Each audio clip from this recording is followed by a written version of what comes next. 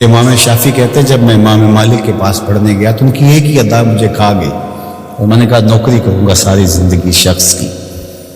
محدث جب روایت کرتے ہیں تو سند کو جب صحابی تک لے جاتے ہیں اور پھر صحابی کہتے ہیں کالا رسول اللہ صلی اللہ علیہ وسلم کہ حضور علیہ السلام نے فرمایا۔ اللہ اکبر۔ تو امام مالک جب حضور علیہ السلام کی حدیث بیان کرتے تو حضور کے روضے کی طرف اشارہ کر کے کہتے ہیں اس قبر منور کے مکین کا یہ فرمان، اس بقائے نور کے باسی نے یہ کہا ہے۔ تو کہتے ہیں کہ جب اشارہ کرتے تو کیا وہ کیفیت ہوتی۔ اللہ اکبر۔ تو یہ عقیدتوں کے رنگ ہیں۔ حضرت سعید بن المسیب لیٹے ہوئے بیمار ہیں، اٹھنا مشکل ہو رہا ہے، کوئی آیا اور حضور کا فرمان پوچھا، حضور کی حدیث سننا چاہتا ہوں، میں اقعدونی، مجھے اٹھا کے بٹھا دو۔ تو کہا حضرت لیٹے لیٹے بیان کر لیجیے۔ فرمایا انی اکرہ ان احدث حدیث رسول اللہ وانا مستجع۔ کہا یہ میں گوارا ہی نہیں کرتا کہ حدیث حضور کی بیان کروں اور خود لیٹا رہوں۔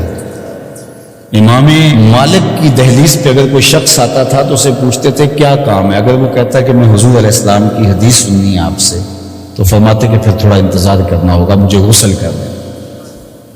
غسل کرتے، خوشبو لگاتے، تخت بچھ جاتا، بخور سلگھا دیا جاتا، پھر اس کو بٹھاتے اپنے سامنے، اب پوچھو میں تمہیں حضور کا فرمان سنوں۔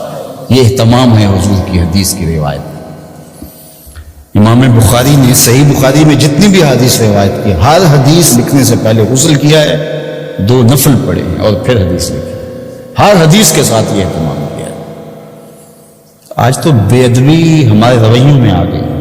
وہ ایک زمانہ تھا کہ ایک شاعر حضور کے روضہ انور پہ گیا تو پرانی مسجد نبوی کی تصویریں آج کل تو دستیاب ہیں، آپ اس کو دیکھ سکتے ہیں۔ 2 کھجوریں تھیں گنبد خضرا کے ساتھ، تو اس شاعر نے 2 کھجوروں کو حضور کے روضہ انور کے سامنے کھڑے ہوئے دیکھا تو اس نے اپنے انداز سے نظم کیا کہ کب ہیں درخت گنبد شہ والا کے سامنے، مجنوں کھڑے ہیں خیمہ لیلا کے سامنے۔